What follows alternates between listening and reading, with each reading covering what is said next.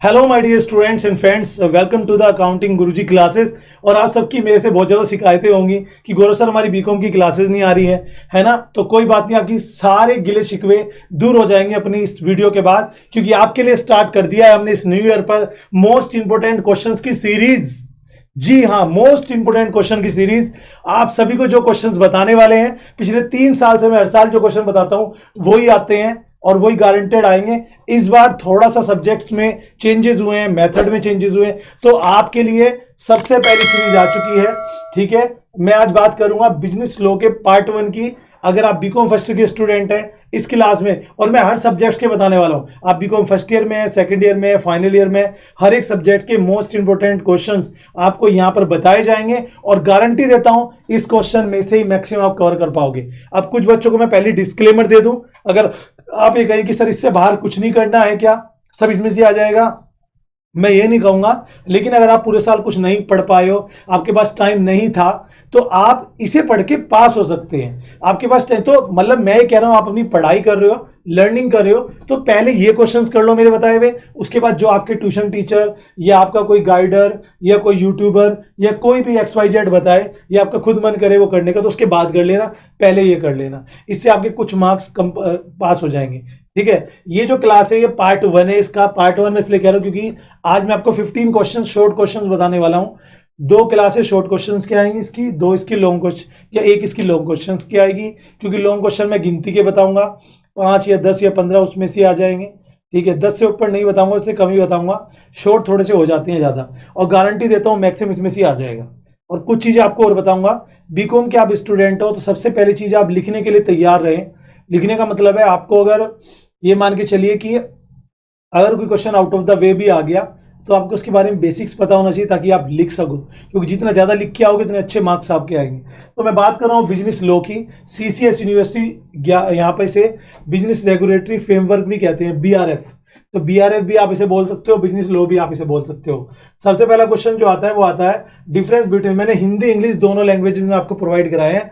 और अच्छी बात यह है कि इसकी जो PDF है वो आपको आपके टेलीग्राम पर मिल जाएगी। जिन्होंने टेलीग्राम पर फॉलो नहीं किया, लिंक डिस्क्रिप्शन में है, टेलीग्राम पर फॉलो कर लो। इसकी सारी PDF आपको टेलीग्राम पर मिल जाएगी, वहां से आप डाउनलोड करके अच्छे से पढ़ सकते हैं। ठीक है बच्चों, so describe difference between void and voidable contract. Contract कई तरह के होते हैं, उसमें शून्य और शून्य करनी है, अनुबंध होता है।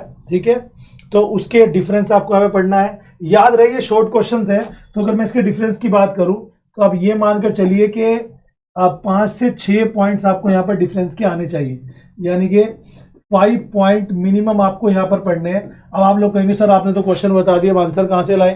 तो भाई आंसर के लिए आप क्वेश्चन बैंक लीजिए, कम से कम 2 कंपनियों के क्वेश्चन बैंक ले लो, वहां से आप टिक लगा लो इन क्वेश्चंस को और पढ़ लो और मजे मारो भाई, मजे मारो। ठीक है, और अच्छे मार्क्स चाहिए तो और अच्छा अपने आप से पढ़ लेना जो आपका मन करे, लेकिन सबसे पहले ये पढ़ लेना ताकि आपका काम चल जाए। ठीक है, और लिखने में आप लोग एक्सपर्ट हो ही, मुझे पता है। सेकंड क्वेश्चन आता है अनुबंध और समझौते में क्या डिफरेंस है।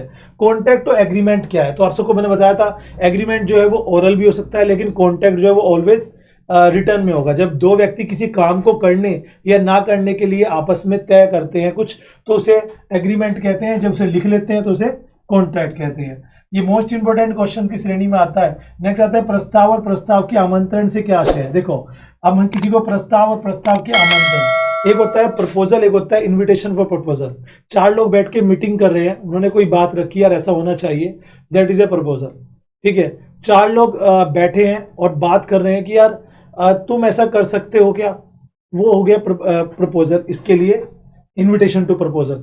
तो इसके बारे में मैंने सारी क्लासेस हमारी अपलोड है, इसके बारे में इसकी प्लेलिस्ट में जाकर आप सारी क्लासेस पढ़ सकते हैं। ऑलरेडी मैंने पढ़ा रखा है, कुछ पार्ट रह गया हो तो उसके लिए माफी चाहेंगे, क्योंकि exam is near to you, किसी का सेमेस्टर एग्जाम है तो फाइनल्स भी आ रहे हैं, अभी से ही तैयारी करोगे तो अच्छे मार्क्स आपके बन जाएंगे। ठीक है, नेक्स्ट बात करें। जी हाँ, agreement with minor is void. अगर किसी नाबालिग के साथ समझौता किया जाए तो क्या वो शून्य होगा, यानी कि वॉइड होगा। वॉइड का मतलब है जी मैं कहना चाहता हूँ 18 साल से कम की एज के नाबालिग होते हैं, उसके साथ मान्य होगा कि नहीं मान्य होगा कोई कॉन्ट्रैक्ट, उसके लिए ये क्वेश्चन मोस्ट इंपोर्टेंट है। एक आता है धोखाधड़ी और गलत बयानी। फ्रॉड और मिस रिप्रेजेंटेशन में क्या डिफरेंस है।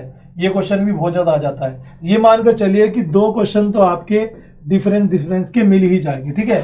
सहमति को परिभाषित करो, सहमति मुक्त कब कहा जाता है, ठीक है। सहमति, अगर आपने मेरे सामने कोई कॉन्ट्रैक्ट रखा, कोई प्रस्ताव रखा कि गौरव सर ऐसा होना चाहिए, are you ready, are you agree, so अगर मैं उस पर अपनी हामी भरता हूं, जी हाँ ठीक है, तो वो हो गया आपका क्या, वो हो गया आपके सहमति। ध्यान रहे, तो ये चीजें होती है। अगर अब कंसेंट इसको इंग्लिश में कहते हैं, मोस्ट इंपोर्टेंट टॉपिक है, और मैं तो ये कहूंगा कि इस पर लॉन्ग भी कर ले। अच्छा, कुछ टॉपिक ऐसे होते हैं जिस पर आप लॉन्ग पढ़ लेंगे तो उस पर शॉर्ट भी वहीं से बन जाएगा, तो ये आप कर लें।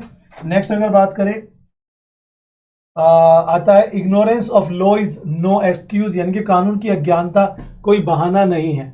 ये भी काफी अच्छा क्वेश्चन है, मोस्ट इंपोर्टेंट कैटेगरी में आता है, ठीक है जी। ये कर ले, इनसे बेड़ा पार हो जाएगा आपका। बिना प्रतिफल के समझौता शून्य होता है। An agreement without consideration is void, आपने बिना किसी रिजल्ट के, मतलब तुम ये काम कर दोगे क्या, मेरा बदले में क्या दूंगा मैं, ये तो बताओ। अगर तुम ये नहीं बता रहे हो तो वो क्या होगा, वो फिर कंसिडरेशन, बिना कंसिडरेशन के जो कॉन्ट्रैक्ट है वो खारिज हो जाएगा। नेक्स्ट अगर बात करें, रेस्ट का कोजी कॉन्ट्रैक्ट क्या होता है भारतीय अनुबंध के अनुसार, इसका अर्थ क्या है। कोजी कॉन्ट्रैक्ट होता है जो अधूरा रह जाए। जैसे मान लीजिए आपने और मैंने कुछ तय किया, आपने तो अपना काम कर दिया, मैंने किया नहीं, तो एक तरफ हो गया ना, तो जो बेलमेंट है उसका कोजी कॉन्ट्रैक्ट बन जाएगा। और नेक्स्ट क्वेश्चन आता है, हमें गारंटी के प्रकार बताएं, यानी कि गारंटी कितने प्रकार की होती है। तो गारंटी भी कई प्रकार की होती है, इसके बारे में आपको पढ़ा चुका हूं, तो वो आप सब देख लीजिएगा, ठीक है। नेक्स्ट अगर बात करें तो वो आ जाता है कंटिन्यूइंग गारंटी क्या होती है, और रिवोकेटेड कैसे किया जा सकता है, जो सतत गारंटी होती है उसको कैसे रद्द किया जा सकता है। मोस्ट इंपोर्टेंट क्वेश्चन कैटेगरी में आते हैं सारे, मोस्ट मोस्ट मोस्ट है भाई, ठीक है। प्रतिज्ञा के अनुबंध का वर्णन कीजिए। प्रतिज्ञा के अनुबंध, प्रतिज्ञा अगर हम कोई प्लेज लेते हैं तो उसका कॉन्टेक्ट ऑफ प्लेज क्या होता है। गिरवी क्या होती है, जमानत क्या होती है, बहुत सारे बच्चों को नहीं पता है, ये वाला क्वेश्चन जरूर से पढ़ लेना। इसके ऊपर लॉन्ग में भी आ सकता है, शॉर्ट में भी आ सकता है। गिरवी और जमानत में क्या डिफरेंस है। एजेंट और सब्स्टिट्यूट एजेंट का क्या अर्थ है। एजेंट होता है और एजेंट का ऑप्शन क्या होता है, उन दोनों के बारे में बात करेंगे। तो मोस्ट इंपोर्टेंट क्वेश्चन है, इसको भी आप लोग जरूर से कर लीजिए। और लास्ट आता है आपका एजेंट के एजेंसी के निर्माण से क्या आशय है। ये भी आप, ये तो मैं तो कहता हूं लॉन्ग भी पढ़ लो इसका, ठीक है जी। एजेंसी कैसे बनती है, आप किसी के एजेंट हो तो आपके और उसके बीच का जो रिलेशन है उसे एजेंसी कहते हैं।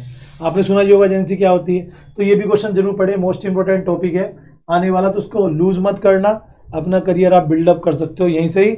अगर अच्छे मार्क्स चाहिए, चैनल को सब्सक्राइब अभी कर लो जिन्होंने नहीं किया, टेलीग्राम को फॉलो कर लो, वहीं पर ही पीडीएफ मिलेगी, और हर एक सब्जेक्ट के चाहिए, हर एक सब्जेक्ट के आपको मिलते रहेंगे, ठीक है। बहुत सारे बच्चे उतावले हो जाएंगे, कमेंट करेंगे सर इस सब्जेक्ट्स के दे दो क्वेश्चन, इस सब्जेक्ट के दो, डोंट वरी, ठीक है। और अगर आपका कुछ क्वेश्चन आउट ऑफ सिलेबस, अब आप कहेंगे सर ये किस यूनिवर्सिटी में आता है किस में नहीं, तो मैं ऑल ओवर इंडिया की बात कर रहा हूं। आपका कोर्स में ये सब्जेक्ट है तो आप सिंपली अपना क्वेश्चन बैंक में कहीं पर भी निशान लगाओ, ठीक है, आपका काम हो जाएगा, डोंट वरी, ठीक है जी। तो बेफिक्र रहिए, ठीक है। कल मिलते हैं एक और अगली वीडियो के साथ, तब तक के लिए शुक्रिया। जय हिंद, जय भारत।